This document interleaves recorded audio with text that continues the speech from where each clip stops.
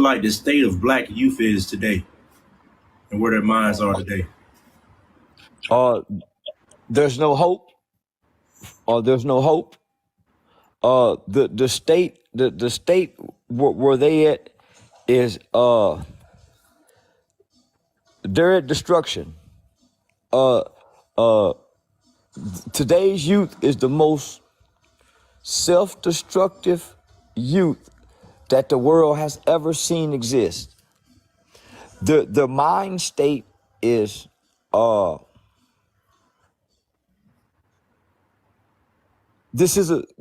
it's natural to rebel as children, as young people.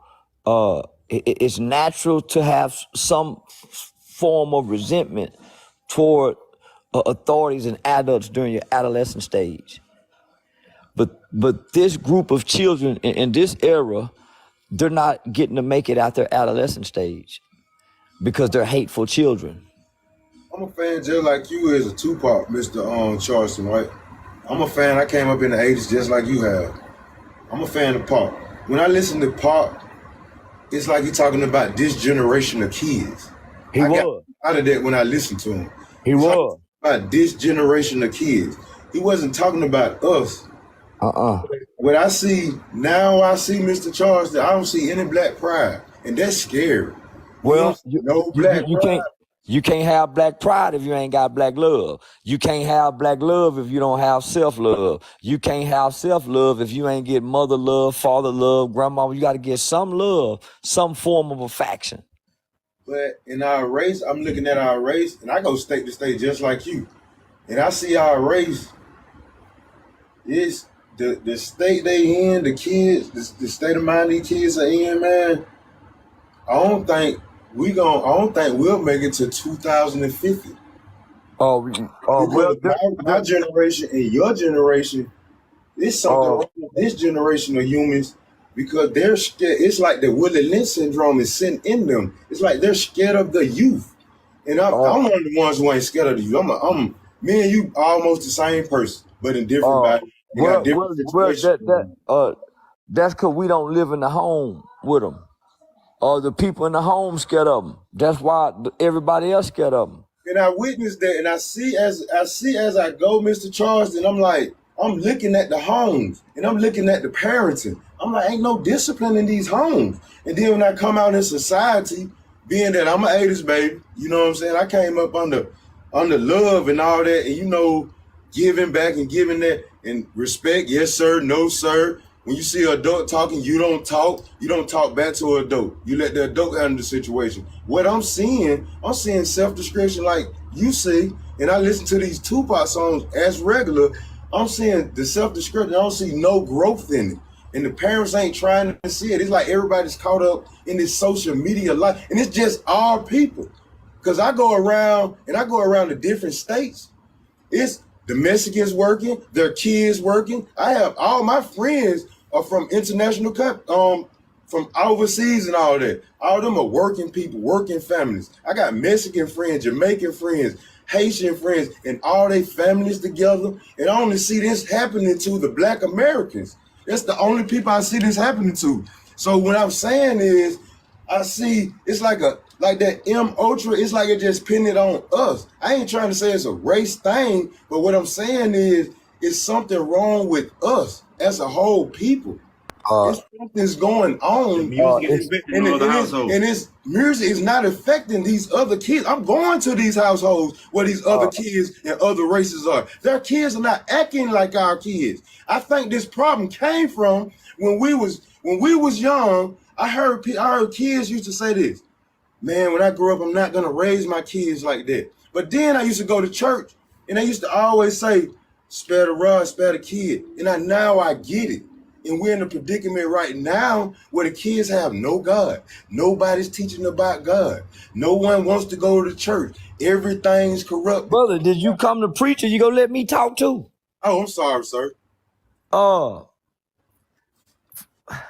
Fam, you left out the crack era because no other race was giving crack like us.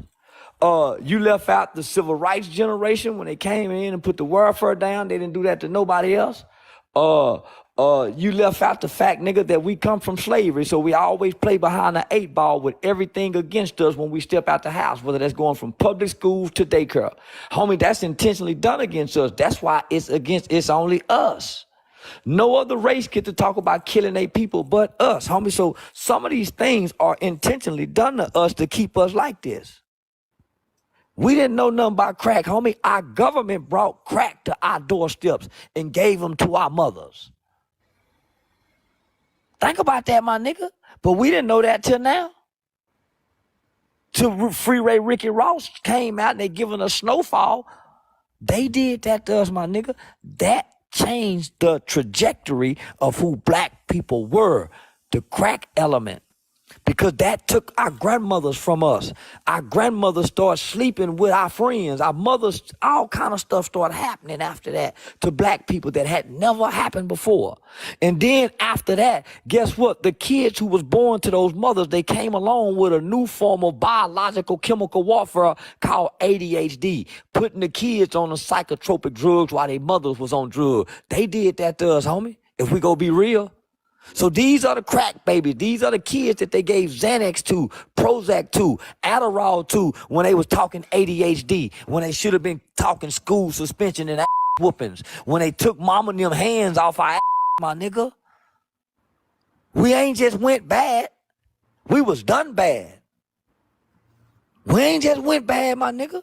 We are not aggressive, violent people. Our brains and our nature are not even wired like that. That's why in the movie Django, they showed you the difference between a white man's skull and a black man's skull.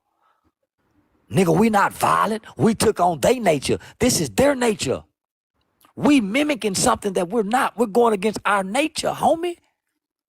They are programming us. That's why it's a such thing as radio programming, television programming, and news programming. We are being programmed, my nigga. We're not being raised. They won't allow our single mothers to raise us because she got to work. They won't allow the daddy to come back in the home because it's too beneficial for baby mama to keep him out. Those are barriers and that's placed in the way because of our race. Only because of our race.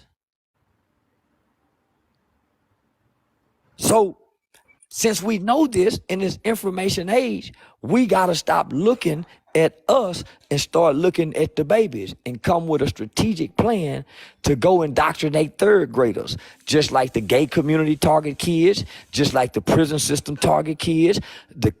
We got to start marketing and intentionally targeting third grade children, not teenagers, third graders, first graders, second graders, and indoctrinate them into what we want them to believe, just like the school system do.